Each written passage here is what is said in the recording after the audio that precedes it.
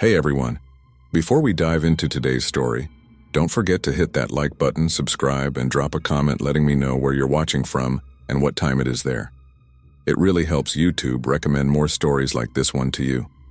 All right, let's jump right in. The first time I saw her, she was standing completely still at the end of my driveway, holding a plastic pumpkin bucket. No costume. No parents. No movement. Just this little girl, maybe 6 or 7 years old, staring straight at me under the porch light while kids ran up and down the street behind her, laughing and screaming in cheap masks. At first, I figured she was just waiting her turn. Maybe shy. It was Halloween after all. I was sitting on my front steps handing out candy. My first Halloween in this neighborhood after moving into the house in August. Didn't know many people yet. Didn't think much of it. But after a full minute of her not moving, not blinking, just watching me from the edge of the shadows, I felt my skin crawl. So I called out, "You want some candy, sweetie?" No answer. I grabbed a fun-sized Snickers and stood up, walking halfway down the steps. "It's okay, you can come closer." She didn't move, not a flinch. Then, after a long pause, she turned around. Not fast, just slowly, unnaturally slowly, and started walking away down the sidewalk. Plastic bucket swinging stiffly from her arm. No candy. No words, nothing. I should have just let it go. I tried to let it go. But I kept watching her as she walked, and when she got under the streetlight about 4 houses down, she stopped again and turned her head like she was looking right back at me. That night, I double-locked the front door for the first time since moving in. Just a weird kid, I told myself. Probably had some social anxiety. Maybe her parents were nearby, but something didn't sit right. Her clothes didn't look like a costume, or even regular kid clothes. Just a thin, pale dress that hung too loose on her frame.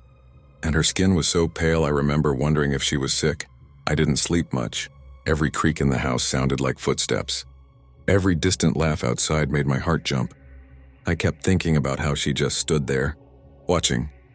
The next night, November 1st, I got home from work around 6:30. It was already dark. There was something sitting on my porch. I thought maybe it was one of those stupid prank things kids leave behind, a smashed pumpkin or toilet paper. But it wasn't that. It was a small, orange plastic pumpkin bucket. No candy inside. Just a single folded piece of paper. It only said one sentence, written in tight, messy pencil handwriting. "Can I come inside now?"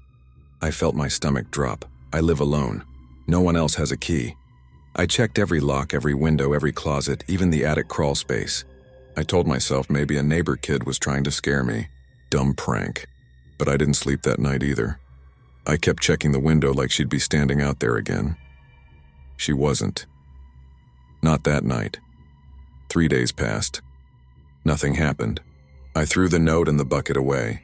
Started to convince myself it was all just a strange Halloween memory I was blowing out of proportion. But then I woke up around 2:30 a.m. on Friday to the sound of something tapping. Not banging. Not knocking. Just soft, irregular tapping from inside the house. At first I thought maybe a pipe, or something falling in the kitchen. But when I crept downstairs and turned on the hall light, there was nothing. Silence. I stood there in the dark for what felt like forever, staring down the hallway toward the living room. And that's when I saw it. A small, wet footprint on the hardwood floor. Just one. Like someone barefoot had stepped inside from the rain. Except it hadn't rained in days. I don't remember going back upstairs. I don't remember locking my bedroom door. I just remember lying awake listening. I didn't call anyone. Didn't tell anyone. Because how do you explain something like that without sounding insane? Saturday morning, I checked my front door camera. I'd bought a basic security system when I moved in, but hadn't really looked at the footage before. There was no recording for Halloween night. None. It should have recorded motion automatically, but the timeline was blank from 5 p.m. to 10 p.m., the exact hours. I was outside handing out candy. I checked November 1st, nothing recorded there either. But when I opened the feed, from the night before, Friday, I nearly dropped my phone at 2:14 a.m. The screen lit up for 6 seconds. It was dark, blurry, but the camera had clearly picked up a figure, a small girl, pale, wearing a loose white dress, standing inside the porch, directly in front of the door, looking up into the camera lens, and then she stepped backward, into the house. I called the police that night. I showed them the footage. They searched the entire property top to bottom. They said there were no signs of forced entry. No signs anyone had been living inside. No fingerprints, nothing. They suggested maybe it was an old clip, or a prank with a neighborhood kid. I could tell they didn't believe me. Hell, I didn't even believe myself. That was 2 weeks ago. I haven't seen her since. No more footprints. No more notes, but last night something new happened. I was brushing my teeth, about to head to bed, when I heard movement upstairs, just soft footsteps. But the thing is, I was upstairs. The sound came from the attic. There's a pull-down ladder in the hallway ceiling outside my bedroom. I hadn't touched it since I moved in. I stood there listening. It was slow, deliberate movement.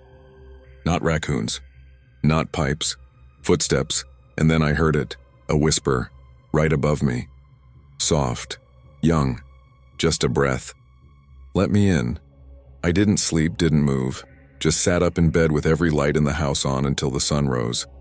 I still haven't gone up there. I can't. I called a locksmith this morning. I'm having every door and window replaced. I booked a hotel for the next week, but before I left the house, I checked something. I walked to the hallway, looked up at the attic hatch. The string to pull it down was swinging, very gently, and sitting on the floor directly beneath it, like someone had placed it there on purpose, was a small, orange plastic pumpkin bucket, empty. I don't know who she is, I don't know what she wants, but if she was ever a little girl, she isn't anymore. And I think I made a mistake giving out candy that night, because I think I invited her, and now she doesn't need to knock anymore. The hallway in our apartment building always smelled a little stale, like boiled cabbage and dust. But that night, Halloween night, there was something else in the air, like burnt sugar and something sour. My mom had always told me never to go to apartment 9B. Old Mr. Vance lives there, she'd say. He keeps to himself. Just stay away. But I didn't see anyone go in or out of 9B the entire time we'd lived on that floor. No packages, no visitors. Just the door, gray, dented, always locked. So when we were trick-or-treating inside the building, we skipped it. Everyone did, until the door opened. It was around 7 p.m. I was with my little sister, Mia, and our upstairs neighbor's kid, Jeremy. We had just finished hitting the usual doors, 3A, 5F, 7C, and were headed back when we passed 9B. The door creaked open, not wide. Just a few inches, then a hand reached out. Pale, thin, long fingers, nails yellowed at the edges. It dropped something into Mia's candy bucket, a small wax paper-wrapped piece of candy. No words. No face. The hand just vanished again and the door slowly shut behind it. Click, locked. We all stood there, frozen. Mia looked down. "He gave me candy," she whispered like she couldn't believe it. Jeremy nudged her. "You're not going to eat that, right?" I took it from her. The wrapping was old-fashioned, like something from the 1950s. Tightly twisted ends, no label. Just a reddish-orange blob inside, sticky and slightly squished. I felt a weird chill run through me holding it. It was warm, like it had just been made. At home, Mom went through our candy like always. I slipped the weird piece into my hoodie pocket so she wouldn't see. I don't know why I kept it. Curiosity, I guess. That night, after everyone went to bed, I sat on the floor in my room and unwrapped it. It smelled like caramel. And something else. Like metal. I didn't eat it. I swear I didn't, but I wanted to. Bad, like my mouth was watering before I even opened the wrapper. Like something in my brain needed it. But I made myself wrap it back up, shove it in the trash, and go to bed. And that's when the dreams started. I kept dreaming of the hallway. Just me standing in front of 9B. The door slowly creaking open, that pale hand reaching out. But instead of candy, this time it held something else, hair matted, dark, wet. The next morning, I went straight to the trash to throw it out properly, but the candy was gone. The wrapper was there, empty, sitting perfectly in the center of the bin. No one in my house touched it. I asked, I know I didn't eat it, but I felt sick, like something was inside me anyway. Later that day, I went back to 9B. I don't know why. I just needed to see it again. I knocked once. Nothing. I leaned in close, pressing my ear to the door. Silence. Then, a scratching sound. Right behind the door, like fingernails on wood. Then softly like a whisper. Trick or treat? I ran. I told my mom everything. About the hand. The candy. The dreams. She went pale. Then she pulled out her phone and showed me a news article from 5 years. Mr. Vance, the man from 9B, was dead. He'd been dead for years. The apartment had been sealed off due to a gas leak, and no one had lived there since except the super told her the door was found unlocked the next morning.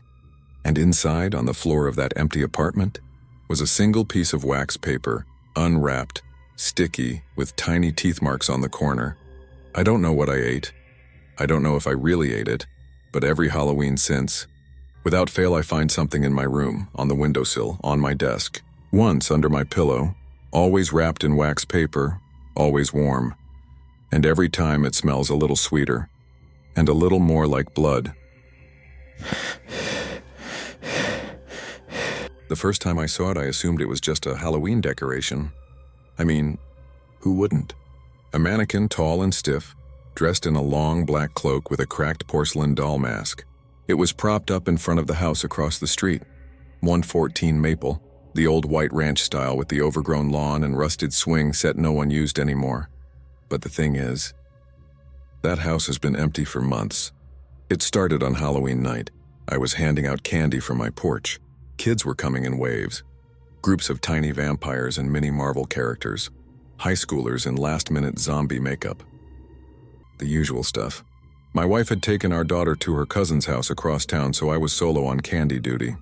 Around 7:45, during a quiet lull, I spotted it, just standing there, across the street. On the front lawn of 114, no spotlight, no motion sensor, no fake fog. Just this tall, pale mannequin with its face half hidden by shadows, wearing a flowing black cloak that fluttered slightly in the wind. No pumpkin, no sign. Not even a light on inside the house. It hadn't been there earlier. I know because I looked. That house has been a sore spot in the neighborhood since the Hendersons moved out. Everyone keeps saying it's going to get bulldozed. So when I saw the mannequin, I chuckled to myself and thought, well, someone's got a dark sense of humor. But then it moved. Not like walked. Not yet, just a subtle reposition. One moment it was facing the street.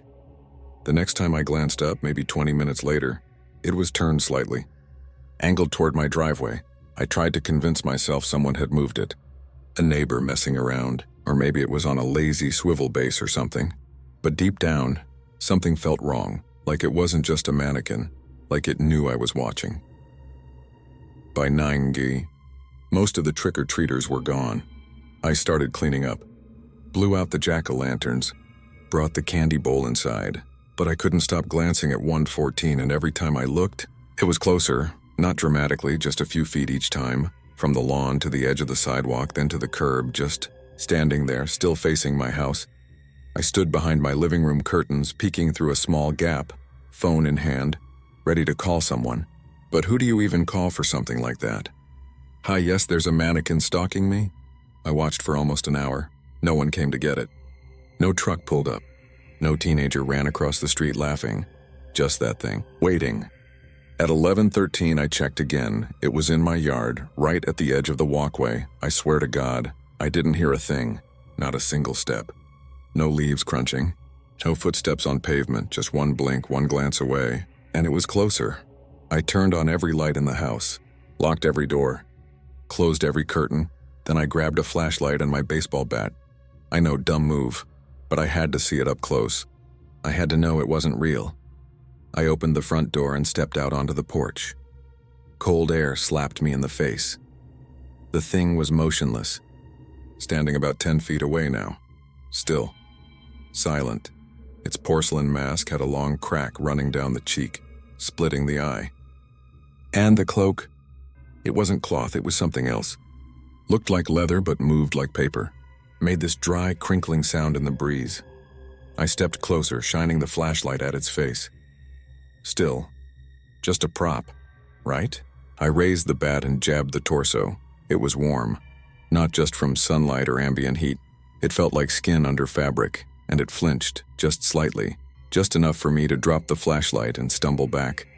Heart pounding so loud I could barely hear myself yell. I ran inside and slammed the door. I called 911. They said they'd send a car to check it out.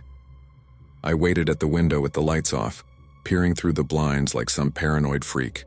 By the time the cruiser pulled up 10 minutes later, lights flashing, the mannequin was gone.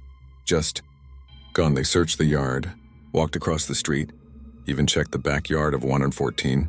Nothing. They told me to get some rest. Maybe I'd had too much Halloween sugar or wine. I didn't sleep. Every creak in the house felt like a footstep. Every car passing by made me flinch, but eventually the sun rose. The next day, I convinced myself it had been a prank, someone's idea of a twisted Halloween joke. But when I stepped outside to get the newspaper, I noticed the grass. Long, thin impressions like someone had been dragging something heavy across the yard, leading right to my front door. That night, I installed a motion camera on the porch. Just one of those basic ones you can check from your phone. Set it to send alerts if it detected anything from 10 p.m. to 6 a.m. Nothing happened for 3 days. Then on the fourth night, at 2:12 a.m., my phone buzzed. Motion detected. I opened the app. The video feed showed my porch. Empty at first, then slowly something stepped into view. Tall, pale, cloaked. The mannequin. Only this time, it moved. It turned its head, tilted slightly, like it was listening. Then, I watched in real time as it knelt in front of the door and placed something on the welcome mat. I couldn't move, couldn't breathe. The video ended. I stayed in my room until the sun came up. When I finally opened the door, hands shaking, I saw what it had left, a cracked porcelain mask, the same one it had been wearing. Inside it was a photo of me, sleeping. I called the police again. They searched the property, took the mask, asked me if I had enemies. Stalkers, anyone who might want to scare me. I didn't. They promised to increase patrols, but I could tell they didn't believe me. And after that night, the visits stopped, at least for a while. 2 weeks later, my daughter came home from school with a drawing. She's 7, loves to draw monsters and castles and cartoon cats. But this picture, it was our house and standing in the front yard, a tall, pale figure in a black cloak. She'd drawn it with red eyes. I asked her, trying to stay calm, "Sweetie, what is this?" She said, "That's the doll man. He watches the house sometimes when it's dark." I asked, "Have you seen him again?" She nodded. "Only when the lights are off. We don't live on Maple Street anymore. We moved out 2 months after Halloween, didn't even finish the lease."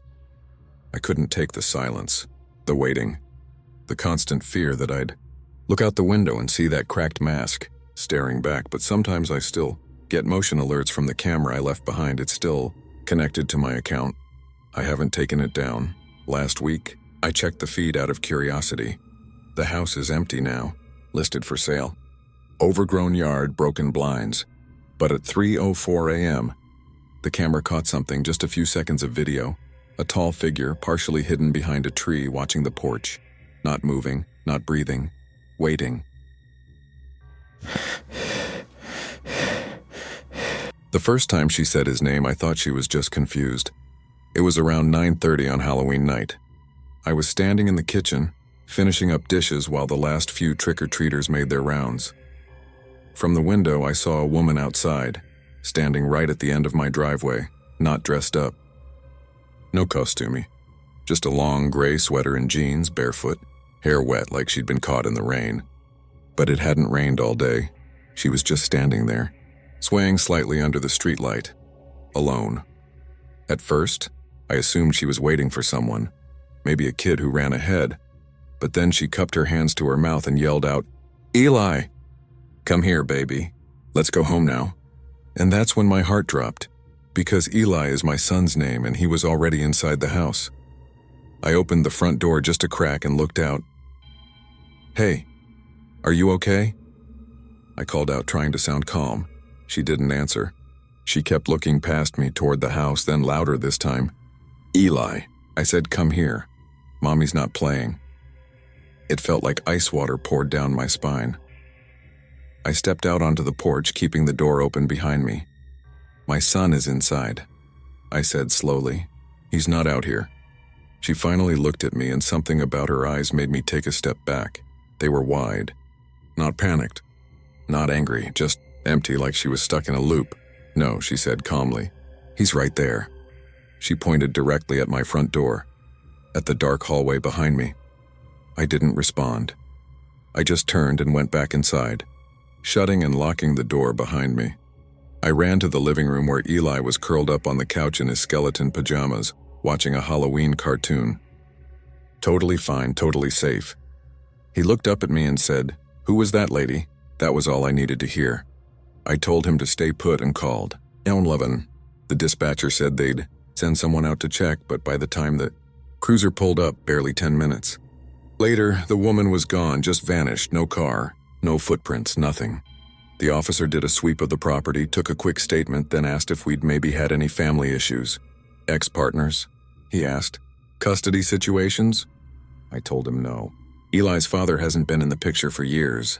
There's never been anything weird like this before. He nodded, clearly trying to sound reassuring, but I could see he didn't know what to make of it. They left a card, told me to call if she came back, and that was it. That night, I couldn't sleep. Every creak in the walls made me sit up. I kept picturing her face. The way she knew Eli's name, the way she looked at the house like she belonged here. At one point, around 3 a.m., I thought I heard someone whispering outside the window. I got up, turned on every outside light, and stared out at the yard. Nothing. Just my own face staring back at me through the reflection on the glass. The next morning, I told myself it was probably just some confused woman. Maybe she'd lost her kid. Maybe there was another Eli nearby and it was all just a mix-up. But then I found the drawing. Eli was still asleep, and I was cleaning up the living room when I saw it, tucked under the couch cushions. It was a drawing he'd done in crayon, on printer paper.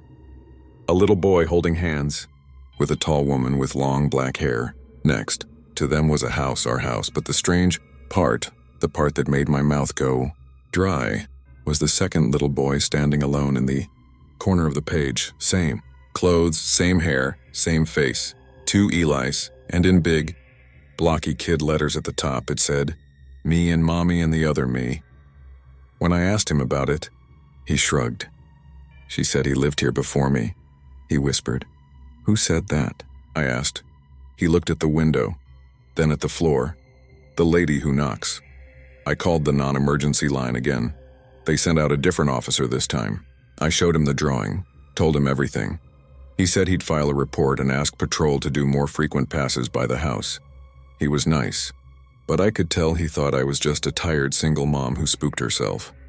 I didn't blame him, because by that point, I wasn't even sure what I believed anymore. For a few days, things were quiet, but Eli started acting different. He wasn't sleeping. He'd wake up crying, saying someone was calling him from the hallway. When I asked what they were saying, he whispered, "They say I'm not the real one." The final straw came 5 days later. I woke up at 4:17 a.m. to the sound of the front door unlocking. I bolted up in bed, heart in my throat. Eli was still asleep beside me. He'd been crawling into my bed most nights. Grabbed my phone and crept into the hallway. The door was cracked. When just a few inches, the chain was still on. The deadbolt was locked, but the main knob, the one with the push-button lock, had been turned from the inside. I closed it slowly, deadbolted it again, and checked every room, every closet. No broken windows. No sign of a break-in, but then I saw it. Near the kitchen door, on the tile, wet footprints, small ones, like a child's, leading from the front door toward Eli's bedroom. I went full survival mode. We packed a bag and left before sunrise. I didn't care if I sounded crazy. We were not staying there another night. We drove 2 towns over to my sister's place. I didn't even explain at first. I just told her we needed a place to stay. Later that night, I checked the baby monitor I had left plugged in at home. It still streamed to my phone, and I wanted to reassure myself that it was quiet, but what I saw made me feel like my brain split open. The camera in Eli's room showed a figure standing in the corner, a small boy, not moving, not blinking, wearing the same skeleton pajamas Eli had worn on Halloween, just standing there watching the bed, even though the bed was empty. even though we weren't there. I shut it off. We never went back to the house. I broke the lease, paid the penalty, moved across the state. That was nearly a year ago. Eli's doing better now. No more drawings, no more sleepwalking, no more whispers, but sometimes in the middle of the night, I hear him say things in his sleep. Whispers I can barely understand.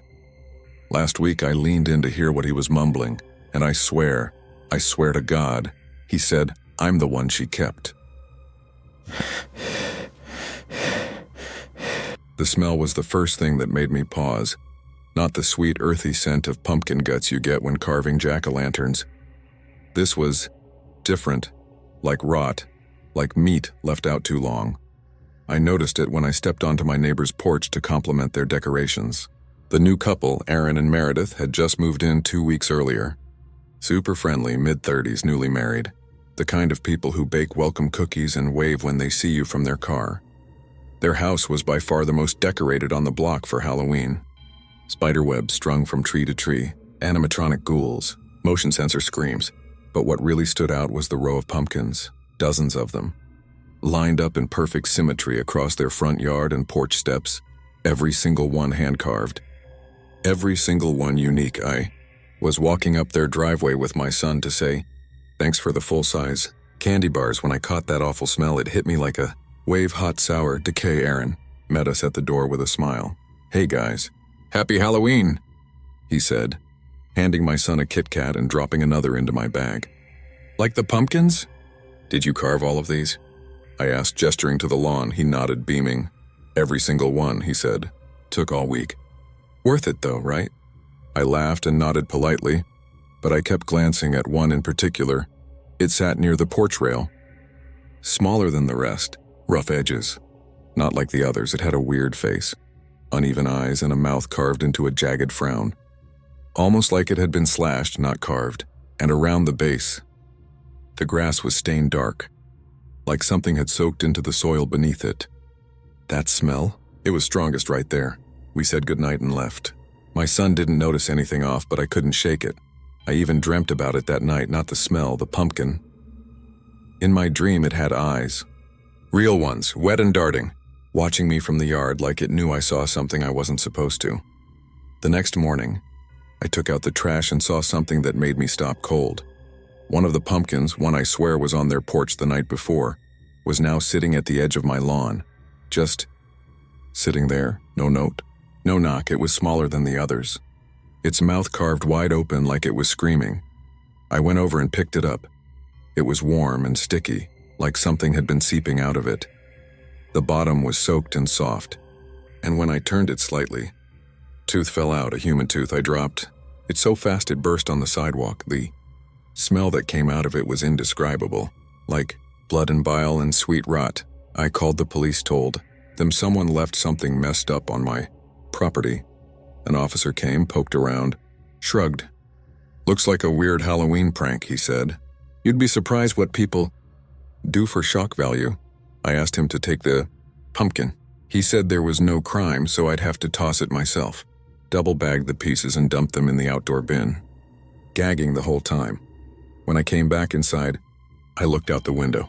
Aaron was standing across the street, just watching, no smile, just a blank expression, arms crossed, like he knew.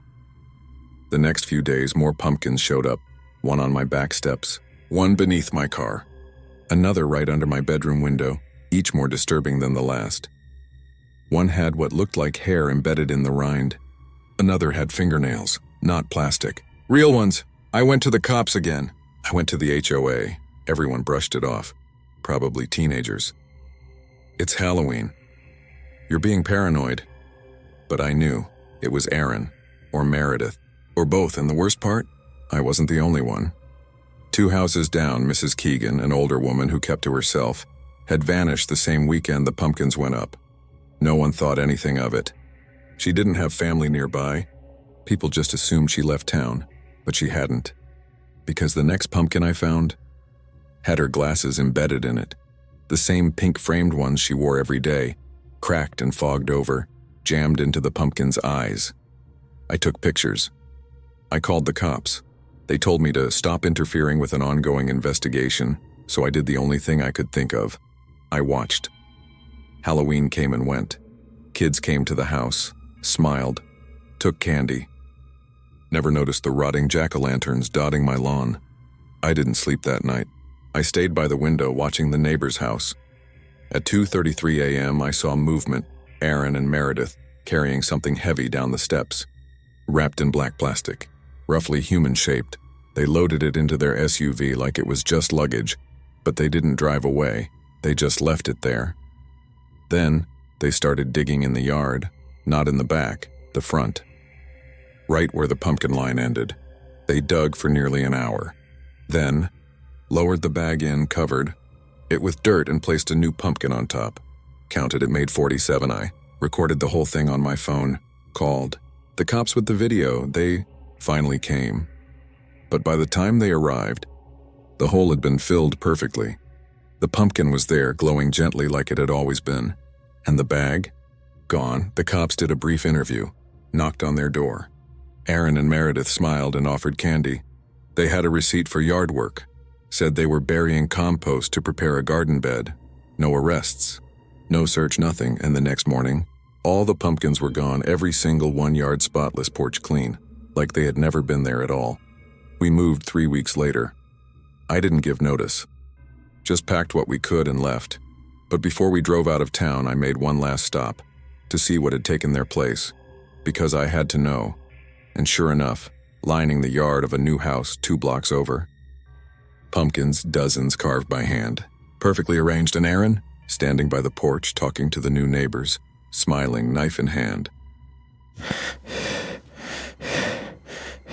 The first time I heard about the clown in the bathroom, I thought it was just another dumb middle school rumor, you know the type. Like Bloody Mary or the girl with no eyes in the mirror, only this one was different. It only came up once a year on Halloween, and it only happened if you were alone. In the East Wing girls' bathroom. After 6 p.m. you were supposed to say, "Come make me laugh, clown," 3 times. With the lights off, then according to the legend, he'd appear behind you, not in the mirror in the stall. I didn't believe it. Nobody really did. But on Halloween night last year, I ended up being the one who found out if it was real, and I wish to God I hadn't. Our school throws this big Halloween event every year for the younger kids. Games, candy, a haunted hallway. It's a way for older students to get volunteer hours. My best friend Bree and I were running the face painting station, and we stayed behind afterward to help clean up. Most people left around 5:30. By the time we finished, it was a little after 6:15. Bree had gone to grab her hoodie from the gym, and I told her I'd wait outside. But after 10 minutes, I really had to pee. So I ducked back inside to find a bathroom, and I made the mistake of choosing the East Wing, the quiet side of the building, where the old lockers still smell like mildew and half the lights flicker even when they're on. I didn't even remember the clown story until I walked into the bathroom and saw the mirror. It was smeared like someone had taken a greasy hand and wiped it in slow circles. There were faint words written in the steam. "Come make me laugh, clown." Chills went down my arms. Someone was messing around, I told myself. Probably kids from earlier. Still, I turned on all the lights, checked each stall, made sure I was alone. Then I went in the far stall to pee. That's when the lights flicked. Not off, just dimmed. Buzzed loudly, flickered again, and stayed low. My phone buzzed in my pocket. Text from Bree. "Did you go home?" I started typing back when I heard the stall door next to mine creak. Slow. Heavy. Like it had been closed, and now it was slowly opening. I froze. There hadn't been anyone in here. I'd checked. I was sure of it. I waited, breath held, ears straining. Then, a laugh, soft, wet, right behind the stall wall. It wasn't a clown laugh. Not a big goofy honk-honk kind of thing. It was more like someone choking while trying to giggle. I stood up and yanked my stall open. Nothing. Every stall door was wide open, empty. But when I turned to look at the mirror again, there was something new written across the glass. You said it. I don't remember walking out. I just remember suddenly being outside sucking in air like I'd been underwater. I told Bree what happened. She thought I was screwing with her, so because we're idiots, she made me go back in with her. She wanted to try it. I begged her not to. She thought it was funny. Said she'd film it for TikTok. We went back in, turned off the lights. She stood in front of the mirror, flashlight in hand, and said the words, "Come make me laugh, clown. Come make me laugh, clown. Come make me laugh, clown." Nothing happened. For a second. Then the door behind us creaked shut. Click, locked. Her flashlight flickered out, and in the pitch dark, I heard it again, that laugh, right next to my ear. We fumbled for the door. Bree was yelling now, trying to be brave, trying to keep it together. We burst out of that bathroom and didn't stop running until we were in the parking lot. She swore we were being dramatic. But later that night, she called me, crying. Something had shown up in her camera roll, a video she didn't remember taking. Just 10 seconds of blackness, with something breathing in the background, and right at the end, a frame that showed her reflection in the bathroom mirror, and a shape behind her, tall, painted white, grinning. She didn't come to school for 3 days, said she was sick. I knew she was lying, because I got a text on the second night that just said, "He won't stop laughing," and then nothing, no reply after that. When she finally came back, she wasn't the same. She wouldn't meet my eyes, didn't speak in class, barely blinked, and she wore this red scarf wrapped around her neck, tight enough to cover something. When I asked what happened, she just said, "You can't laugh back. That's how he gets in." I didn't understand what that meant until Halloween night this year. 2 girls from the freshman class went into that bathroom as a dare, said the words, filmed it all. They didn't make it past midnight. Security found one of them collapsed in the hallway, laughing so hard she'd choked on her own spit. The other was sitting in a stall, just sitting, smiling, eyes wide, completely silent. The mirror shattered, and someone had drawn a red smile across the wall with lipstick or blood. They've closed off the east wing now. Say it's for repairs, but everyone knows. Everyone knows he's still in there, waiting, in the stall, behind the mirror, just listening for someone to laugh. The screaming started just after sundown. We were hiking back from Hollow Ridge, this old trail on the edge of town where kids dare each other to go on Halloween night. You know the type of place. Broken signs, paths that go nowhere, trees that bend just a little too much. I didn't want to be there, but my best friend Lucas swore it would be fun. "Just a short hike," he said. "It's tradition." There were 5 of us. Me, Lucas, his girlfriend Mandy, and 2 other guys from school. We all had flashlights, and we all pretended we weren't freaked out, even though the air felt wrong the second we passed the rusted Hollow Ridge trail marker. It was too quiet. No crickets. No wind, just our footsteps crunching leaves, and the feeling that the trees were listening. We got to the lookout point around 6:45, sat around, drank a little, took photos. The woods were still dead quiet. Then as we packed up to leave, we heard it, a scream, far off at first, but definitely a woman's voice. It came from somewhere down the hill, sharp, desperate. "Help me." We all froze. Lucas turned to me. "You heard that, right?" I nodded, already checking my phone. No service. The scream came again. Closer this time, longer, worse, like someone was being torn in half. We argued for a minute about what to do. Mandy wanted to leave. The other guy said it could be a prank, kids messing around. But something in that scream felt too raw. It didn't sound like a joke, so we made the dumbest possible decision. We went toward it. The trees got thicker as we moved downhill. The ground felt soft, like the forest was trying to swallow our feet. Every time the scream echoed, it shifted direction, like it wasn't coming from one place, but everywhere. My flashlight started flickering, so did Lucas's. By the time we reached the base of the ridge, the last scream had turned into something worse. Sobbing. Low and wet. Right behind the trees, Mandy whispered, "Hello?" No answer. Then the sobbing stopped. That silence. It was louder than anything. Then, out of nowhere, crack. A branch snapped behind us. We spun around. Nothing. Another crack. To our right.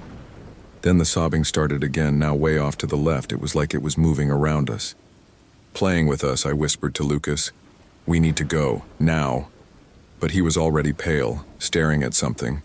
I followed his gaze. In the trees, maybe 30 feet away, was a figure, barely visible. just standing there, long hair, torn dress, arms hanging limp, still, watching. We turned and ran. No one said anything. We just bolted uphill, tripping, crashing through brush. My flashlight died completely. The path blurred. I lost sight of the others more than once, but the worst part as we ran, the screaming followed us. It didn't fade, it didn't stay in one spot, it moved with us, like it was inside the trees, circling us, bouncing off the bark. At one point, I swear it was behind me, like inches from my ear. Help me. Except it didn't sound like a woman anymore. It sounded like someone pretending to be a woman. Like a recording. Like something trying to sound human, but getting it just wrong. We didn't stop, running until we saw the trailhead. Burst through the trees, out into the clearing, gasping and filthy, and just like that, silence. No screams, no sobbing, just the wind again. Birds. The world returning to normal, like nothing had happened. We drove home in silence. No one said a word. When I got home, I threw up, took 3 showers, didn't sleep. None of us talked about it. But the next day, Lucas showed me something, a video. He had tried to record while we were running, just audio. He played it on his phone. It was mostly chaos. Our breathing. Twigs snapping, but then at the 32-second mark, a voice cut through. Clear, loud right into the mic. Don't leave me here again. We all heard it and we all swore to never go back. But then, last week on Halloween, Lucas disappeared. He went up there alone, texted me at 6:40 p.m. Just checking it out. Don't freak. No one's seen him since.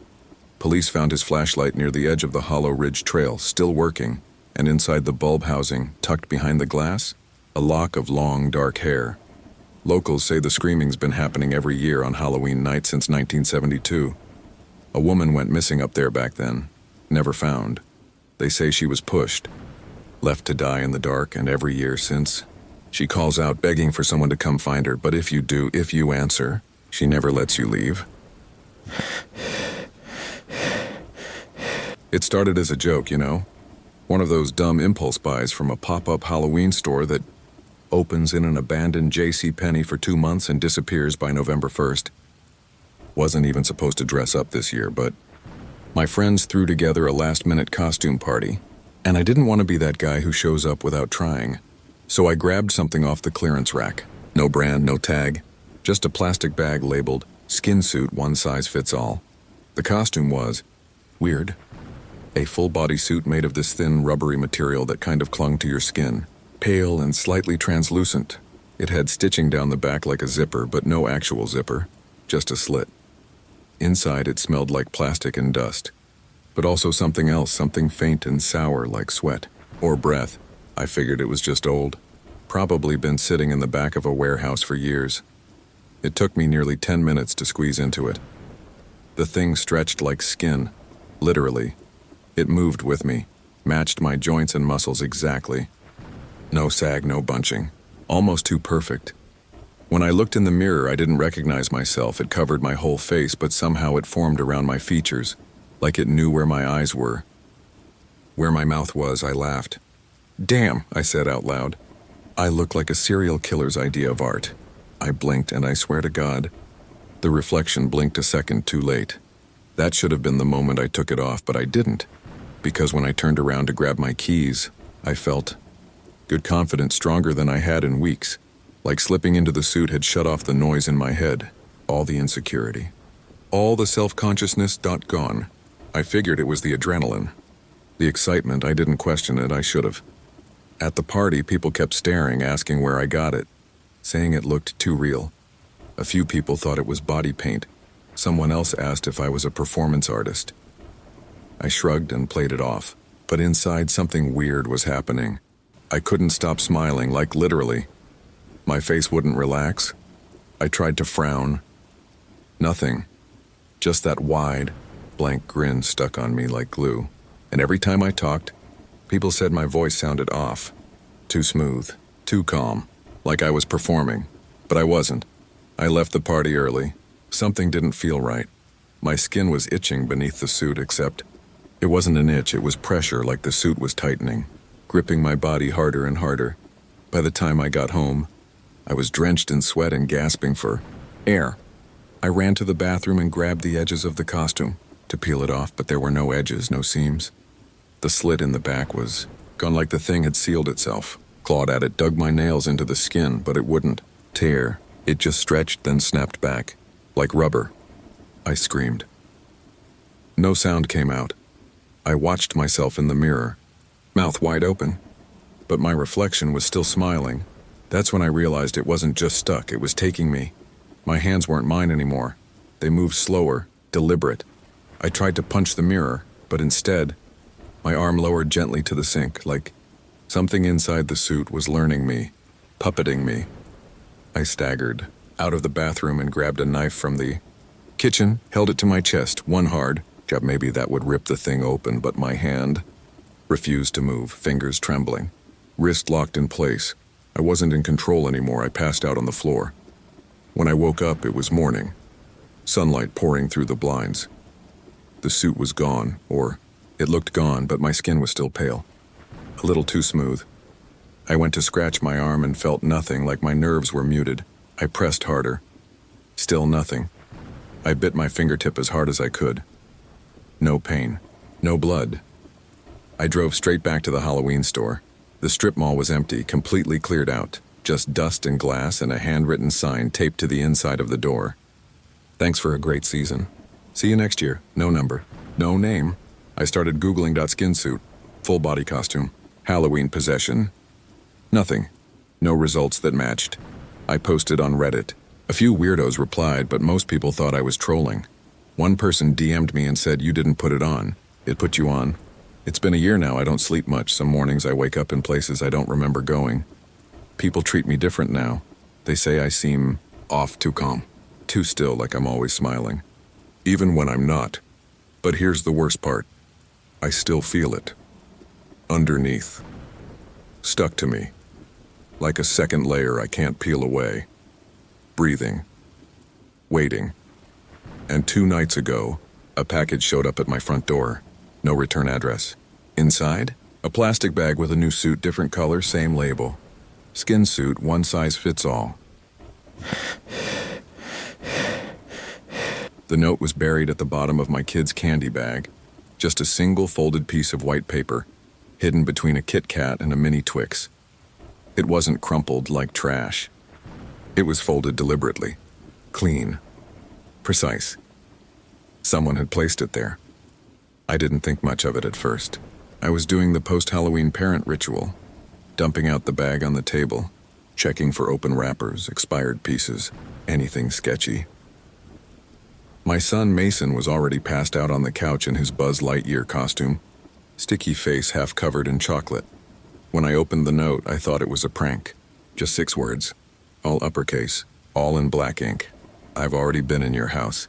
I stared at it for a solid minute, no smiley face, no joke. Just those 6 words, dead serious. I looked at the candy bag again. It was one of those orange pumpkin totes with Mason's name written in Sharpie on the front. He'd gotten it from his school teacher. It never left his hand all night, which meant whoever put that note in there did it while he was holding it. I checked the ring cam. Nothing, just footage of kids coming up to the porch, saying trick or treat, grabbing candy, leaving. Nothing weird. No one who lingered. No one who reached into the bag, but something was wrong with that thought. Because we didn't let anyone put candy into the bag. They just held it out while I dropped pieces in. That's how we always do it, so the note wasn't from a neighbor or another trick-or-treater. Didn't get in the bag, it was already there. My hands were sweating now. I checked the door. Locks, deadbolt, chain, kitchen slider, all locked. Still, I went upstairs and checked every closet, under every bed. Opened the attic hatch. Turned on every light in the house. Nothing. Mason didn't even stir. I told myself it was some sick joke. Maybe a neighbor trying to be edgy. Maybe a kid from school. I crumpled the note and tossed it in the trash. That night I couldn't sleep. I kept picturing someone standing in my house while we were gone, touching our stuff. Watching Mason's cartoons from the couch, reading his name on the bag and deciding to mess with us. At 2:03 a.m., I checked the trash again. The note wasn't there. I thought maybe I was going nuts. Maybe I hadn't thrown it away after all. But the next morning, I found it folded on my pillow. That was the moment I went into full-blown panic. I took Mason to my sister's and spent the whole day tearing the house apart. Every vent, every cabinet, every crawl space. I even pulled up floorboards in the hallway. Called a locksmith. Replaced the locks, the codes, even the hinges. I didn't tell Mason what was going on. Just told him it was grown-up stuff, but every night after that, there was another note. Night 2. You locked the wrong door. Night 3. Mason is such a heavy sleeper. Night 4. You looked right at me. All written the same way, same black ink. Same paper, always left somewhere personal, in the fridge. Inside my shoe. Once, inside Mason's favorite bedtime book, I called the police. They searched the house. Took fingerprints. Put in a request for a security detail. Told me it was probably someone I knew. But I don't know anyone who could do this, and worse, I didn't know how long they'd been doing it. The 5th night, I didn't sleep at all. I sat in the living room with a bat in my lap and the lights off, waiting for a sound. At exactly 3:27 a.m., the baby monitor crackled, not the sound one. The video feed. Mason doesn't use it anymore, but I'd turned it on, just in case. It flickered once, then again, and then the screen showed something that made my blood run cold. A figure, standing in the hallway, still, barely visible, just outside Mason's door, too tall to be him, too quiet to be anyone else. I ran upstairs, swung open his door, turned on the light, no one there, but taped to the inside of Mason's closet was the next note. You're always too late. That was it. I packed our things that night and left, moved in with my sister. Rented a storage unit for everything else, refused to go back.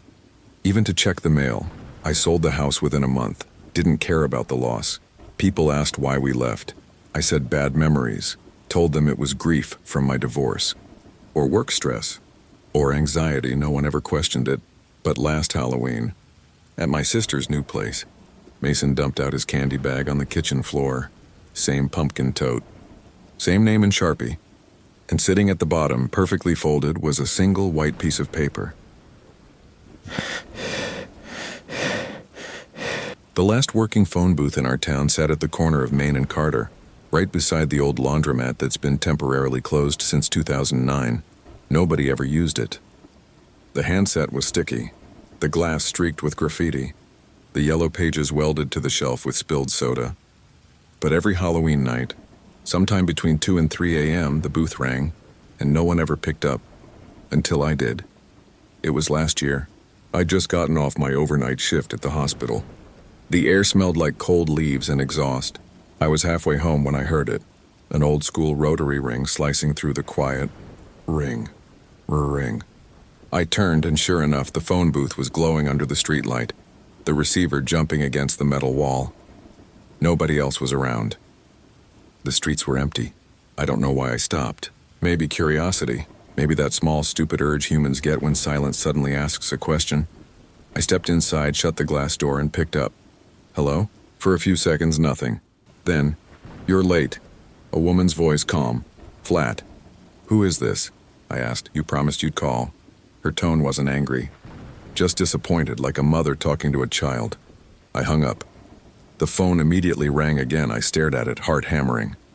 After the 3rd ring, I answered. Who is this? A pause, then softer. Don't you recognize my voice? It hit me like a punch. It sounded like Hannah, my sister. Dead 5 years, car crash, night shift, rain. I never answered her call that night. The line hissed, the way old connections do when wind rattles the wires. Hannah? I whispered. You finally picked up, she said. I pressed the receiver tighter. My breath fogged the glass. How is this happening? I've been calling every year, she said. You just never stop long enough. The line crackled again. I could hear faint traffic, like she was standing on the same corner, just out of sight. Where are you? I asked. Right here, she said. Same place I was when you didn't answer. Lightning flashed far off over the river. For a moment, the booth lights flickered. Then she whispered, I'm cold. The connection cut. Dead silence. I bolted out of the booth, stumbling into the street, scanning both sides. Nothing but empty sidewalks and closed shop windows. I waited, no cars, no people, no sound. Finally, I went home, convincing myself I'd hallucinated the whole thing. A week later, curiosity won. I checked the booth in daylight. The phone was dead, no dial tone. The coin slot jammed with gum wrappers. It shouldn't have been able to ring. That's when I noticed the scratches on the inside of the glass. Letters carved with something sharp, OCT 31. Call back. This Halloween. I tried to ignore it, I really did. But at 2:16 a.m., my phone rang. Unknown number, area code, my hometown. I froze. Let it ring. When it stopped, I saw a voicemail notification. I shouldn't have listened.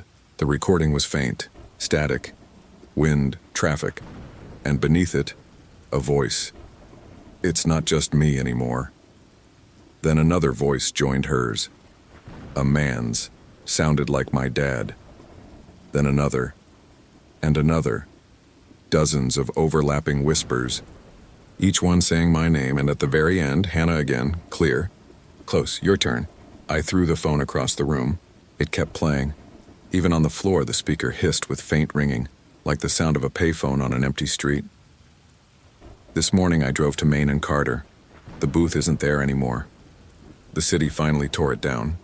Just an oil-stained square of concrete where it stood. But while I was standing there, my cell vibrated once in my pocket.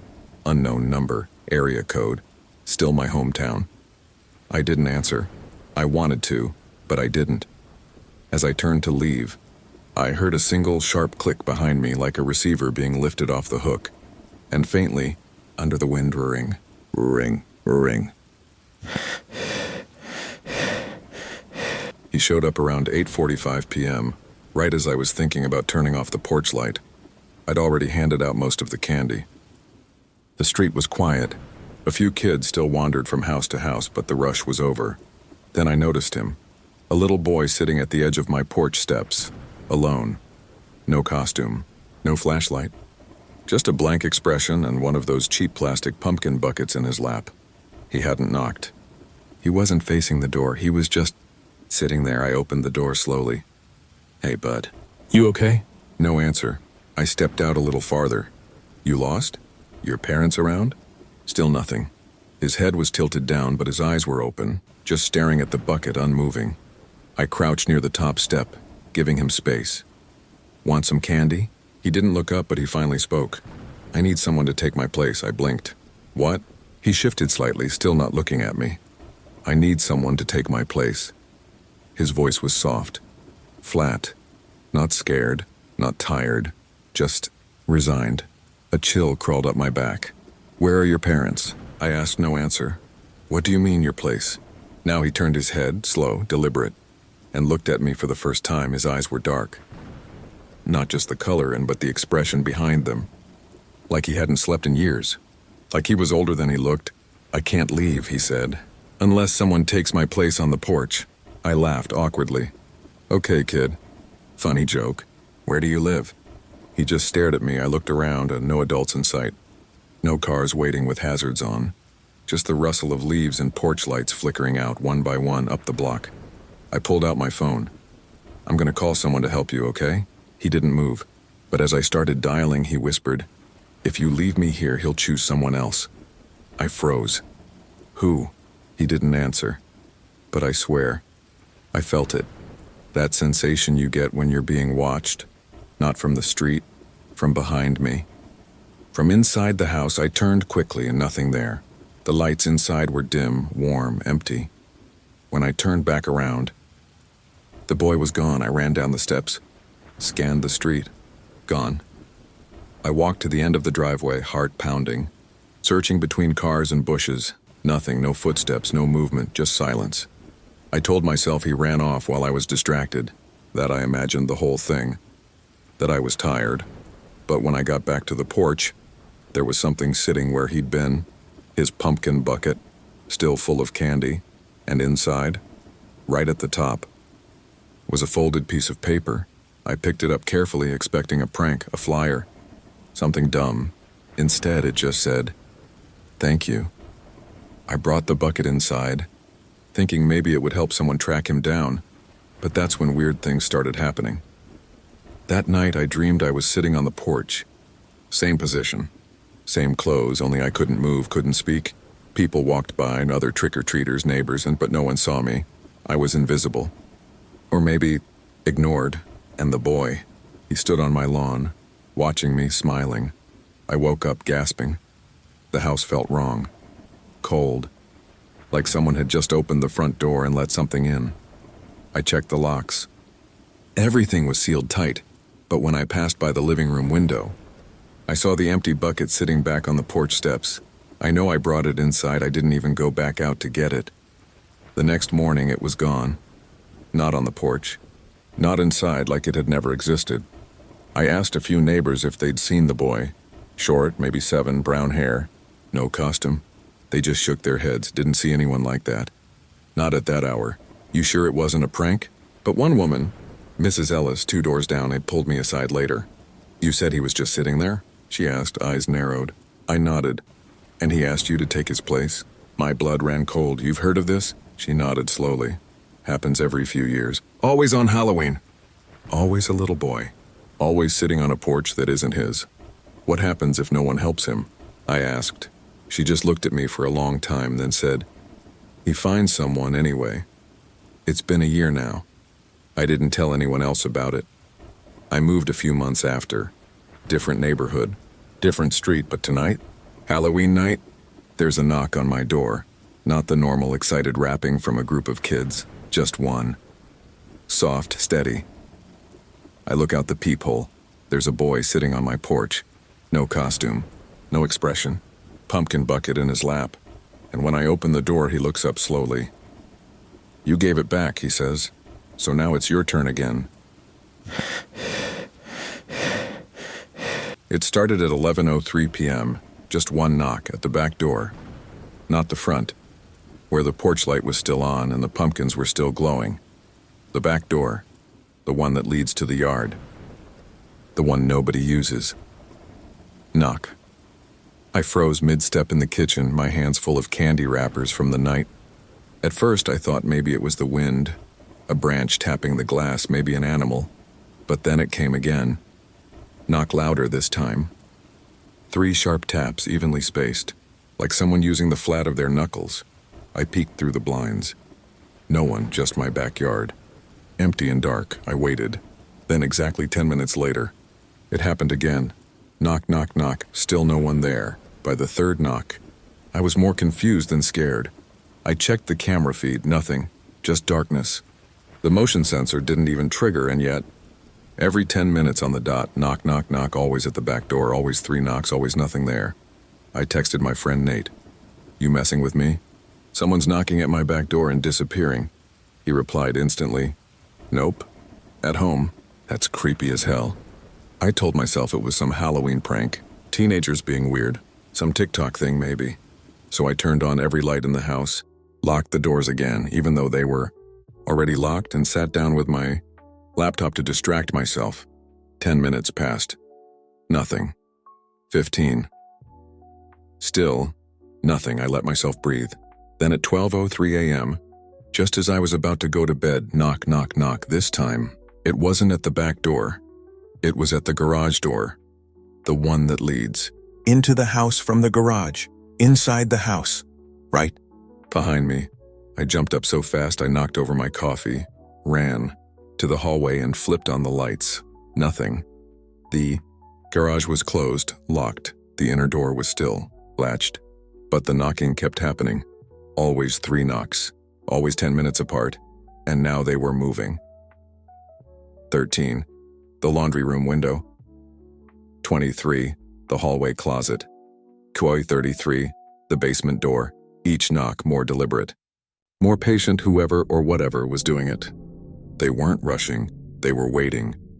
Testing. By 1 a.m., I was losing it. I had a knife in one hand, a flashlight in the other, and every light in the house was blazing like a stadium. I kept calling the police, but they just told me the same thing. If you don't see anyone, there's not much we can do. 13 a.m. The knocks came from inside the guest bedroom closet. That's when I lost it. I threw open the door, yanked the light chain, nothing, empty. But the smell inside? It was like dirt. Cold, wet soil. like something had been hiding there. At 1:23, I tried to leave. I was halfway to my car when I heard it again. Knock, knock, knock. This time, it came from under the car. I dropped my keys, didn't even look, ran back inside, locked the door behind me and collapsed on the floor. 33, silence. 43, still nothing. Then, at 1:53 a.m., 10 minutes later, no knock. I waited, watched the clock tick past the 10-minute mark. Nothing. Relief started to wash over me until I checked my phone and saw a new note in the Notes app, time-stamped. At 1:53 a.m., I didn't write it, it just said, "You didn't answer." That's when I realized something. Every knock had been moving closer to me, from outside to inside to under me until it finally stopped, because now it doesn't need to knock. I haven't left my house in 3 days. I've checked every inch, every wall, every vent. I haven't found anyone. But at night, I hear breathing under the floorboards. I hear footsteps that stop when I listen too hard. And at exactly 1:53 a.m. every night, a soft vibration in my phone. A new note. Last night it said, "I'm in the walls," and tonight, just now as I typed this, I checked again. The newest note says, "Next time, don't make me knock." I was 17 the year the Halloween carnival came back to town. It hadn't been here in over a decade. At least that's what my mom said.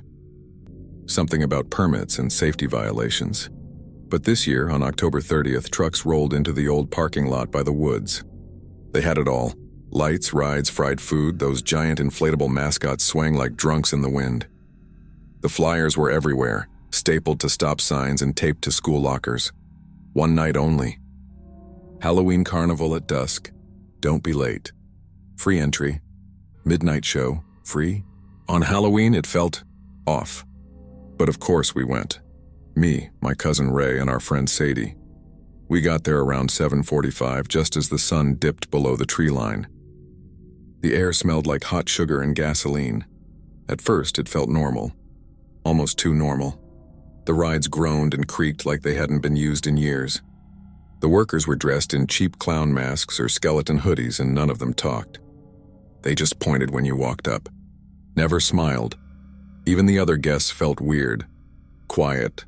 Awkward. Like they didn't quite know how to act human. But the weirdest thing? None of us had cell service. We didn't notice it right away. Too busy goofing around, eating fried Oreos and throwing rings at milk bottles. But when I tried to post a story around 9 a.m, I saw it. No bars, no Wi-Fi. Just SOS in the corner. I showed Ray. He showed me his screen. Same thing. "That's not good," he said, trying to laugh it off. "We're in the middle of town.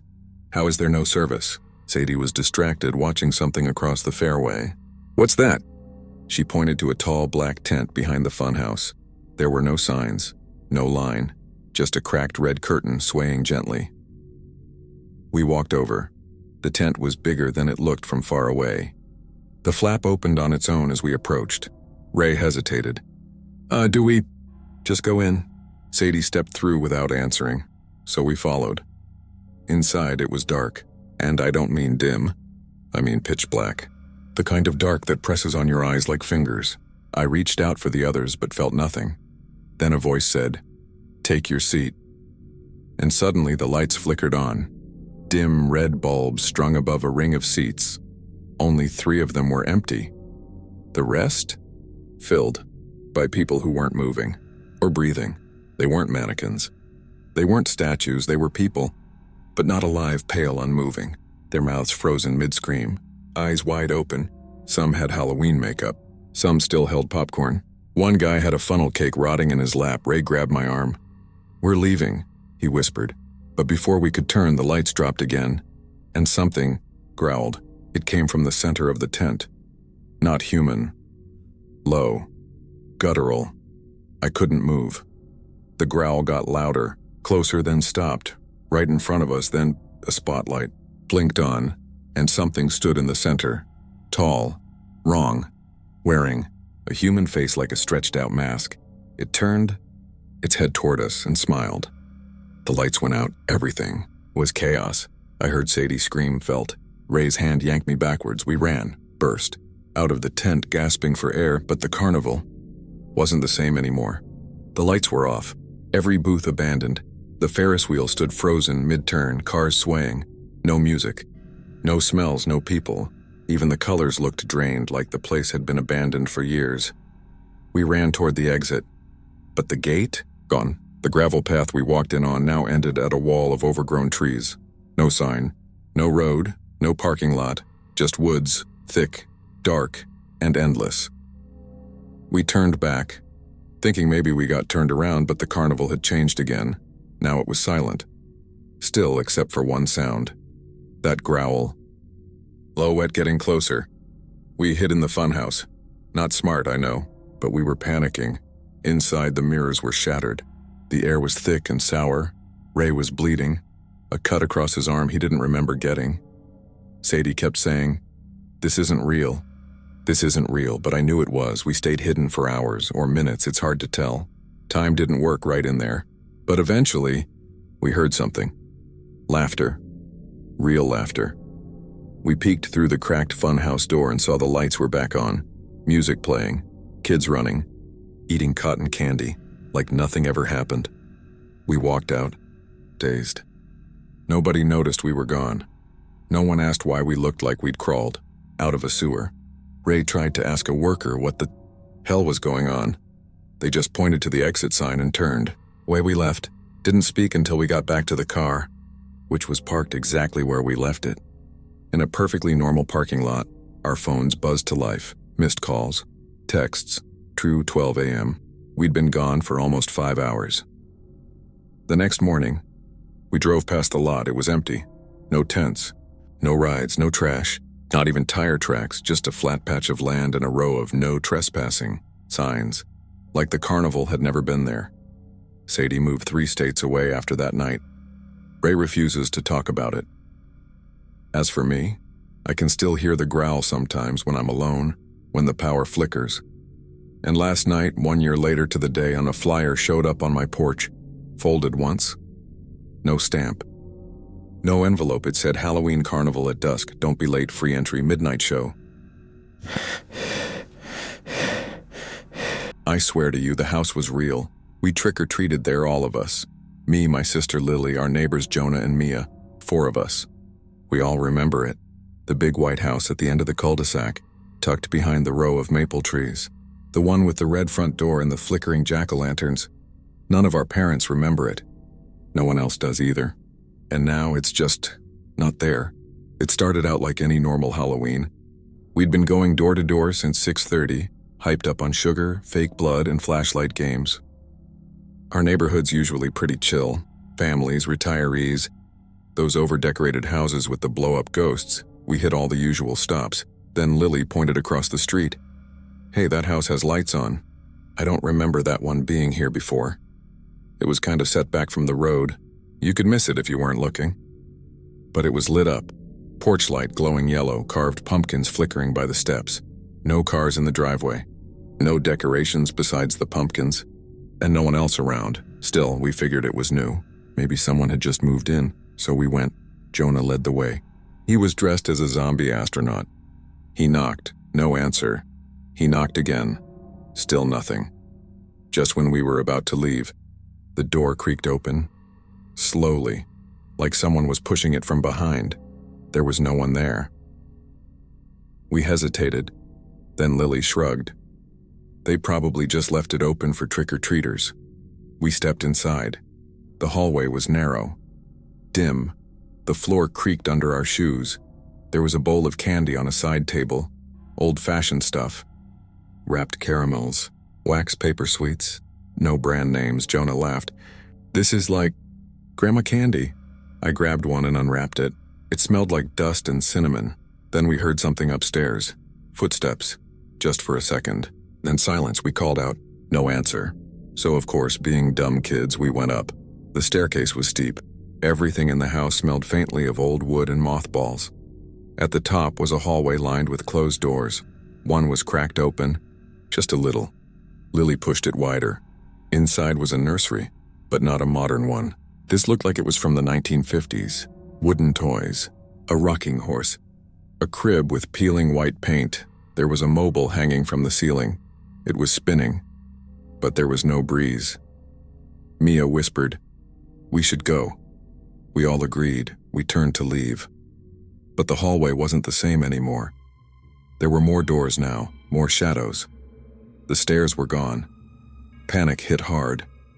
We ran from room to room, yelling, trying doors. Everything looked old, like no one had lived there in decades. Dust on everything, cobwebs in the corners, but no way out.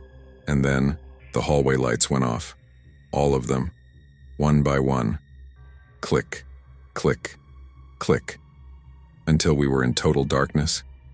Someone started crying. I think it was Mia. We heard footsteps again, heavy, slow, deliberate. Coming from the end of the hall, I grabbed Lily's hand. We ran. I don't remember what happened after that. Not exactly. 1 second we were running. The next, we were standing on the sidewalk, in front of a vacant lot. No house, just dead grass and an old tree stump. No pumpkins. No porch, no lights. It was like the house had never been there. We tried to tell our parents. They brushed it off. Maybe it was a different street. You kids are always making things up, but we all remembered it, every detail. Especially what we found in our candy buckets that night. Each of us had the same thing, a small, black and white photo of the four of us standing in that hallway. Wide-eyed, frightened, a figure standing in the shadows behind. Us tall, blurred, grinning. I still have mine, everyone else burned theirs, but sometimes I catch Lily staring at the backyard like she's waiting for something, like she remembers more than she's telling. And last night, on Halloween, a new house appeared on the next block over, just for a few hours. Porch lit up, pumpkins glowing, no one inside. The next morning, gone, no foundation, no records, just dirt, and a single piece of candy lying in the grass wrapped in wax paper. Cinnamon. My daughter waved at her reflection, and it waved back. After she walked away, she's 5. Her name's Ellie. She's obsessed with mirrors right now. Poses in front of them, practices silly faces, pretends she's in a magic twin world. Totally normal kid stuff.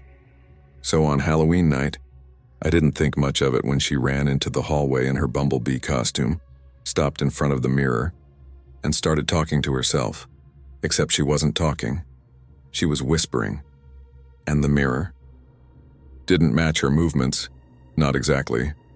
I'd been watching from the kitchen, half distracted, digging through the leftover candy bowl. It was just the two of us at home. My husband was out of town for work and the trick-or-treat rush was over. I figured Ellie was just burning off the sugar. But when I peeked into the hallway again, she wasn't moving, just standing in front of the mirror. Still, her reflection wasn't smiling anymore. It wasn't mimicking her. It was staring directly at me. "Ellie?" I said. She turned her head at the real Ellie. "Yeah? What were you doing?" She frowned. "Talking to her." "To who?" "The other me." I felt something tighten in my chest. I crouched next to her. "She's really nice," Ellie said. "She said she's gonna come play for real soon." I looked at the mirror. Ellie's reflection stared back, expression blank. Like empty, no mischief. No spark. It blinked a second too slow. I picked her up and carried her into the living room. "Let's read a book," I said. She whined, but she said we're gonna switch soon. "Switch what?" Ellie giggled. "Our places." I tried to laugh it off. Kids have wild imaginations, right? But something about the way she said it chilled me. Calm, cheerful, like it was already decided. I tucked her into bed, double-checked the baby monitor, and told myself it was just Halloween. Maybe she'd seen something spooky on YouTube. Maybe she was acting it out. But when I passed the hallway mirror again, there were 2 handprints on the glass, both small, one on the inside, one on the other side. That night, I dreamed of glass. I was trapped behind it, screaming, watching Ellie laugh and run around in a house that wasn't quite right.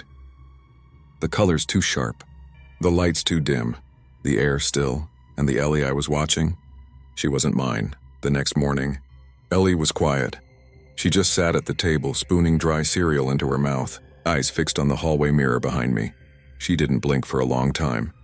Then she smiled. She said, "Thank you." I froze. "For what?" I asked. Ellie looked confused. For letting her in. I checked every mirror in the house that day, covered most of them with sheets, but one, the one in the hallway, wouldn't stay covered. I taped a towel over it. An hour later, it was on the floor. I moved a bookshelf in front of it.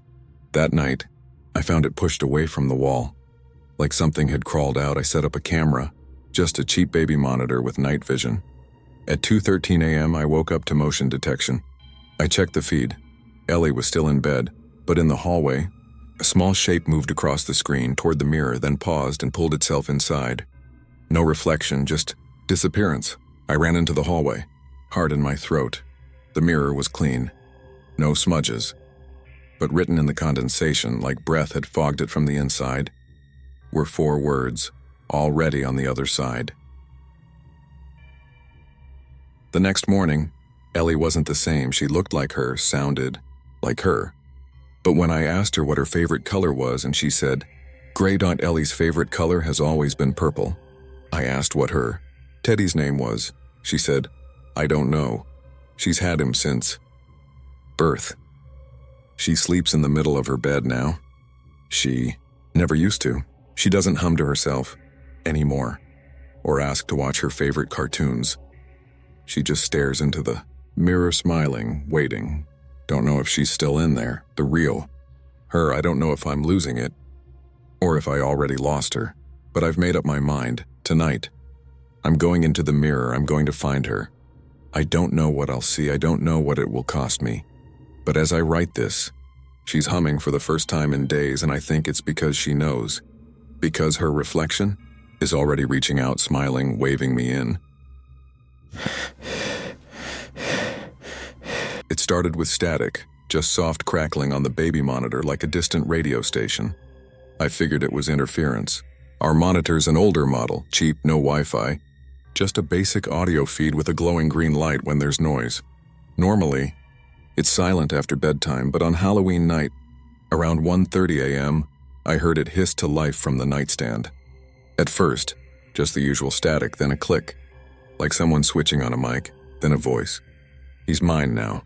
I sat up so fast I knocked the monitor off the table. The voice was low, male, not angry, worse, calm, sure of itself. I ran down the hallway to my son's room. He was asleep in his crib, completely still, breathing softly. No open windows, no shadows, nothing in the closet. I picked him up anyway and took him into my bed, heart pounding. He didn't stir, just curled against me and slept. I left the monitor unplugged, told myself it was interference. Or a dream. The next night it happened again. 11 a.m., static first, then soft humming, a tune I didn't recognize. Slow, childish like a lullaby half forgotten, and underneath the hum, a whisper. You always leave the door unlocked. I didn't. I checked every night, obsessively. But I got up and checked again, and this time, the back door was open, not wide, just barely ajar, but the chain was still on, like someone had opened it from the inside and changed their mind. I called the cops. They came out, looked around, shrugged. No signs of forced entry, probably just a loose latch. I didn't mention the monitor didn't want them looking at me like I was losing it, but I was starting to feel like I was, because the voice kept coming back. Sometimes it spoke my name, sometimes it said nothing at all, just breathed. Other times, it would ask, "Do you remember me? Why did you leave?" "He likes me more." I recorded the audio and played it for my sister. She's a teacher, rational as hell. She listened, then stared at me. "I don't hear anything," she said. "Just static. That's all anyone else hears. But I hear him, my son, Milo, started changing too. Small things. At first, he stopped reacting to his name, stopped reaching for his favorite toy, started waking up at 3 a.m. sharp, sitting upright in his crib, eyes wide, unblinking, just listening. One night I tried to get rid of the monitor completely. I unplugged it, took it out to the garbage, and smashed it with a hammer. Felt good, like I'd ended it until 3 a.m. when I woke up to static and found a new monitor sitting on the floor beside my bed. Identical model. Plugged into the wall, glowing green. I grabbed Milo and left. Packed a bag and drove across town to a hotel. Didn't tell anyone. Just needed space. Safety. That night, I left the TV on. White noise. Comforting until the screen glitched and the TV hissed static, followed by that same voice. "You can run." "He still hears me," Milo laughed. It was the first sound he'd made in 2 days, just one soft giggle, while staring at the screen. We came home the next morning. Was too tired to fight it anymore. Turned off the breakers to the monitor outlet. Taped over it. Put a baby cam in instead. Different tech, no audio, no signal. I just needed to see him sleep. That night I watched the feed from my phone. Milo rolled over, curled up. Then, on screen, someone stepped into frame. Not from the door, from beside the crib. A tall figure, leaning down, whispering. Milo didn't move, but the crib creaked, and the camera feed cut out. I ran into his room, swinging the door wide. Empty, no one there, just Milo, asleep, and on the floor beneath the crib. In crayon, he hears better in the dark. I haven't turned the lights off since. Last night, Halloween again, the monitor started humming, louder than ever, a full melody now, and beneath it, the voice said, "You don't need to worry anymore." Then silence for the first time in weeks, silence. I ran to Milo's room and found him, standing, blank-eyed, holding the old baby monitor in his tiny hands. Even though I burned, and even though I scattered the pieces, he handed it to me and said, "Clear as day. He says you can sleep now." We didn't mean to dig that deep. It was supposed to be a Halloween thing, just a dumb backyard game. We were making a graveyard for decoration, fake tombstones, skeleton arms sticking out of the ground, all that. Everyone on our street was doing elaborate setups, and my little brother Jake was obsessed with winning the neighborhood contest. "Let's make it look real," he said. Like, really real. So we grabbed some old shovels from the shed and started digging. Just one fake grave, 2 feet max. But we hit something at 1 foot. Something that wasn't dirt. At first, I thought it was a tree root. Hard. White. Curved. Then Jake brushed away the soil and said, "Dude, that's a jaw." He was right, it was a human jawbone, teeth still in it, some cracked, some chipped. One gold. I wanted to stop, I wanted to call someone, but Jake was excited. "Maybe it's a Halloween prop," he said. "Left behind from the people who used to live here. Except the people before us weren't into Halloween. That's why they sold the house. Their kid had died in the backyard." We covered the hole. Didn't say a word to Mom. Jake put a foam headstone over it and called it Gravedigger's Hollow. Kids came by, took photos, tossed candy into the grave like an offering. It was a hit. We should have left it alone. But Jake kept digging. I found him out there the next morning. It was still dark, barely 6 a.m. He was crouched in the hole, hands covered in mud. "You're gonna get us in trouble," I whispered. He looked up at me, eyes wide. "They're all facing down," he said. I didn't get it at first. "Who?" "The bones." He held up a femur. "It's like they were buried upside down." I made him stop, forced him inside, but that night, something changed. The air in the backyard got heavy. Still too quiet. Even the bugs weren't chirping. I looked out my bedroom window and saw something move near the grave, just a shadow, tall, still, watching. Jake didn't sleep. I found him sitting in the hallway, whispering to himself. "They're not mad," he said. "They're hungry." I asked what he meant. "They don't want out. They want in." I begged Mom to let us leave the house for Halloween. Go to my cousin's or something. But she said no, she was working late and we needed to stay put. "Just give out candy," she said. "Lock the door. Keep the lights on." Simple enough. So I did. Jake stayed in his room. Didn't move.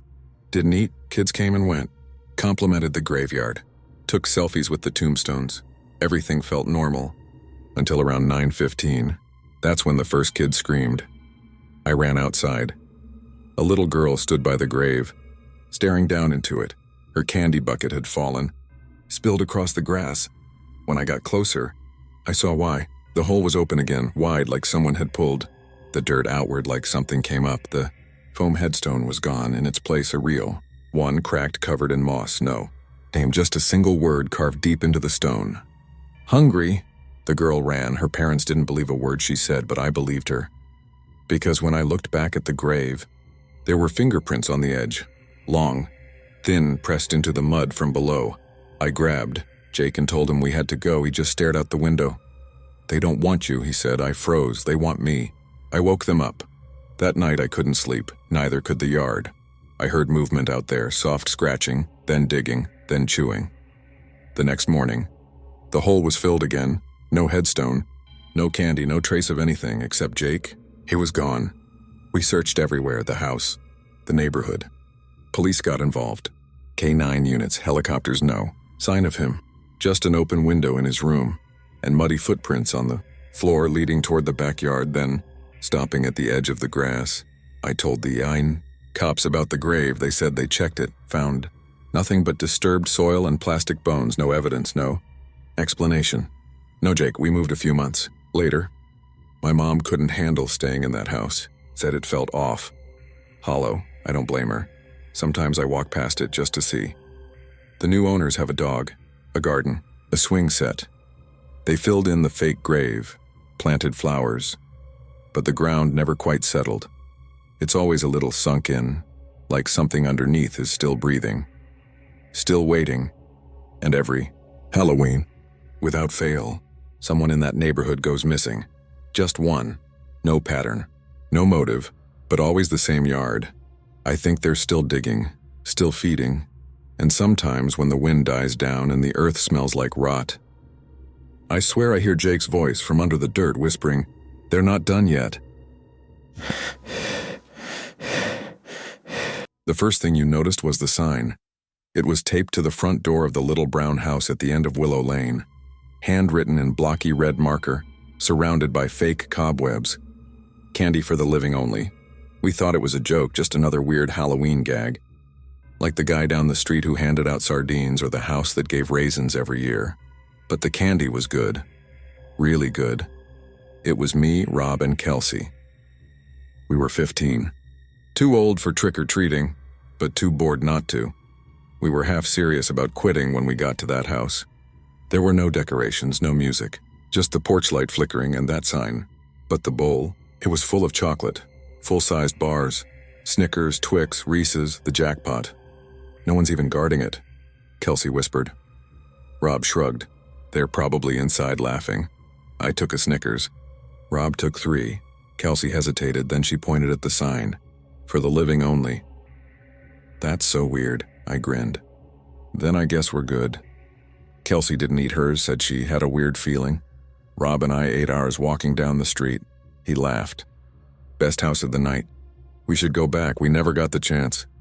Because Rob died that night, they said it was a heart attack, 15 years old. No known conditions. Dropped on the couch mid-movie while scrolling his phone. Gone before the ambulance arrived. His parents were hysterical. The town was in shock. Nobody could explain it, but I remembered the sign. Candy. For the living only. I didn't go to the funeral. I couldn't. Not after what I saw the morning after Rob died. I walked past that house again. No porch light, no candy bowl, just the sign. Still taped to the door. Only now there was something new underneath it. A smaller note. Written in pen. 4 words. He shouldn't have taken. I ran. The police didn't take me seriously. I told them everything. The candy, the sign, the warning. They said I was grieving, that I was trying to process trauma by creating a story. They knocked on the door. No one answered. They said it looked unoccupied. Kelsey believed me. Though, because when she finally opened the candy bar 2 days later, she hadn't eaten it. Just left it on her desk. There was something inside, not chocolate, not nougat, but a tiny piece of paper. Folded inside the wrapper, it said, "Not you, not yet." We both freaked out. She threw the candy bar away. We decided to go back to the house together. Broad daylight. Middle of the afternoon, it was still there, still quiet, still dead, but this time, the door was open, just an inch. We didn't go inside. I'm not gonna lie and say we were brave. We just stood there, staring until a voice called out from the darkness. Low, tired, only the hungry take what's not theirs. We bolted, never looked back. That night, I had a dream, or something like it. I was standing on the porch of that house. Rob was sitting on the steps, but his skin was gray, his lips purple, his eyes gone. He looked up at me and whispered, "You took the treat, but you forgot the cost." I woke up with a taste in my mouth, not chocolate, not sugar, dirt. The next day, the house was gone, not boarded up, not condemned, gone, just an empty lot, grass too green, soil too soft, no records of who lived there, no ownership papers, just an old city zoning entry listed as unoccupied, no access. Kelsey and I tried to tell people what we saw. No one believed us until last week. On Halloween night, another house 2 neighborhoods over put out a bowl. Same candy, same sign. Candy for the living only. 3 kids took candy. 1 died in a car accident that night. 1 went missing the next morning. The 3rd is still in a coma. Doctors say they don't know why, but I saw her last night standing outside that empty lot, eyes glassy, mouth open, whispering the same thing Rob did. You forgot the cost. I don't know who or what sets up that house. I don't know where it will appear next, but I know this. Every year, it moves, every year it calls, and every year, it waits for someone who isn't paying attention, someone greedy, someone careless, someone alive. I saw them from my bedroom window. 4 kids, maybe 5, standing in the middle of the street playing some version of red light, green light. It was about 11:15 p.m. Halloween night. Everything on our street had gone quiet. Porch lights off. Pumpkins starting to flicker out. Everyone was either asleep or passed out from candy and cheap wine. But those kids, they were still playing. Barefoot, no costumes, just regular clothes, faded, wrong for the season. No jackets, even though it was freezing. 1 girl, 3 boys, and the it kid. He was facing my house. Red light. They all froze. Green light. They jerked forward in these twitchy, unnatural movements, too fast, too sharp. I laughed nervously. At first it was kind of funny, like kids who didn't understand how to move their bodies right. But then I looked closer. They weren't moving like kids. They were moving like puppets, like something was controlling them. One of them, a boy with a bowl haircut and torn jeans, turned his head a little too far, like almost a full 180, just to look at me, no expression, just stared. I pulled back from the window, heart pounding, grabbed my phone to record it, something, anything, to prove what I saw. But when I opened the camera and looked back outside, they were gone. I thought maybe they'd run off. Maybe it was just some weird late-night prank. But when I stepped into the hallway, I heard it, from the bottom of the stairs. Red light. I froze. Green light. A soft skittering sound up the steps. I turned on the hallway light. Nothing there. But I swear I saw a shadow disappear around the corner. I checked the whole house. Every door was locked. Every window sealed.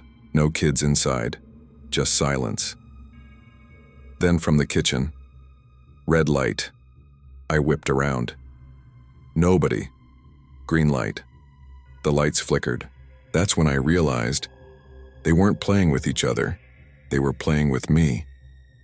I ran upstairs to check the front window again. The street was empty, totally still. But then the porch light flickered once, and there they were. All 4. Standing on my front step, facing the door, hands at their sides, waiting. I didn't move. I didn't breathe.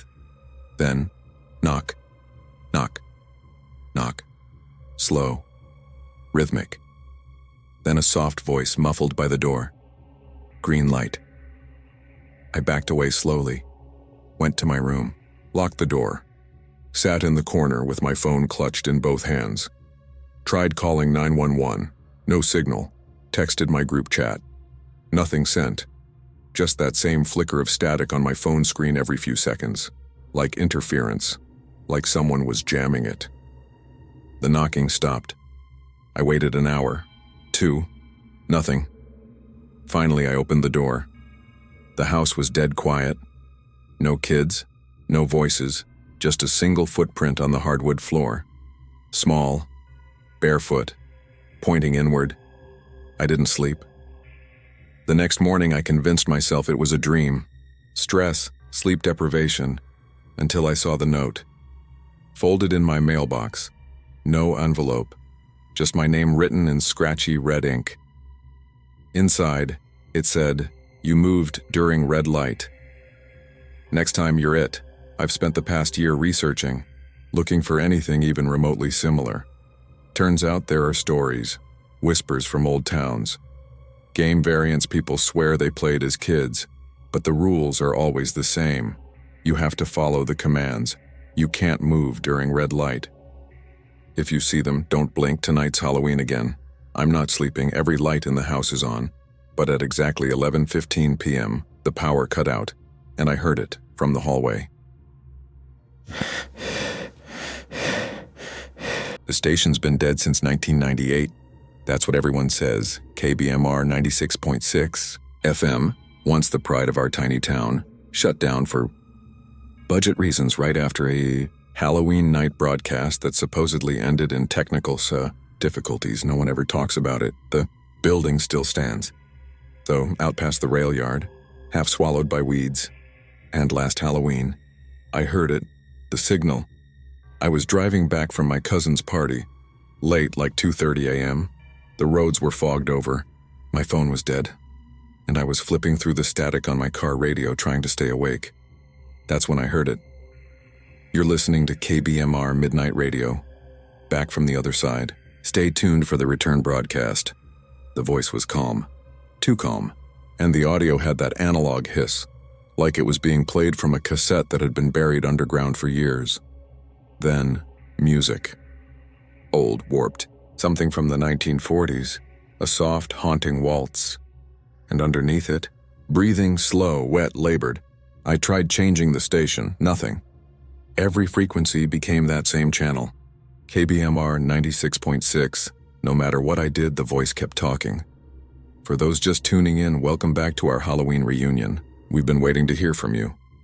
You left us behind, but we never left you. I pulled over, shut off the radio, took a breath, silence. Then, the speakers crackled without the car being on. Don't turn away. You're already here. I floored it home, parked, went inside, still shaking. Thought maybe I imagined it, until I checked the radio in my kitchen, the one with no batteries. No plug, it hadn't worked in years, it was on, tuned to 96.6 FM, and the same voice was playing. The next morning I drove out to the old KBMR station. I just needed to see it. The doors were rusted shut, the windows broken, no signs of life. But when I walked around the back, I found the broadcast tower, still standing. Still blinking, still humming, and sitting on the ground near the old satellite dish. Was a tape recorder, running, spinning, but empty. I asked around. Most people brushed me off. But one guy, Mr. Ackley, who used to be a technician back in the day, pulled me aside. You heard it too? He asked. I nodded. He looked at the floor. They said it was an accident, the last show, but it wasn't. What happened? He shook his head. They opened something, on air, some frequency that wasn't supposed to exist. They? The hosts. The interns. The station manager. All gone by morning. I laughed, but it sounded wrong. Gone where? He looked me in the eye. Still broadcasting. I haven't turned on a radio since. I unplugged the smart speakers. Avoided YouTube. Stayed away from anything that transmits, but it's Halloween again. And tonight 96.6 FM turned itself on. No wires, no signal booster, just a voice. Soft, whispering. Welcome back, listener. We missed your signal. I tried smashing the radio. Didn't work. The sound came from the walls, from the vents, from inside my head. Tonight's special guest never left the station. He just forgot he was one of us. Time to return to the booth. And now I remember the desk, the mic, the glowing red on-air sign. I remember reading the script. The one with no end. The one we all read, one by one, until we weren't we anymore. It wasn't a signal, it was a summoning, and I answered. The party was at 89 Marlowe Street. Everyone said it had been empty for years, but on Halloween night, the windows were glowing orange and music poured from the open door like it was alive. I didn't even plan to go out. I'd just broken up with my girlfriend, and I wasn't in the mood to be around people. But then I got the text. Costumes, drinks, don't be lame. Sent by Sammy asked where. He just replied, the Marlowe house, duh. That should have been the first red flag. The Marlowe house had been boarded up for as long as I could remember. No one went near it. People said it was condemned. Others said it was cursed. A kid died there in the 90s or something, urban legend stuff. But when I pulled up, it looked different, clean. Fresh lights glowing in every window. Halloween streamers fluttering. A dozen people hanging out on the lawn in costume, laughing like it was just any other house party. I went inside. The music hit first, old school vinyl style.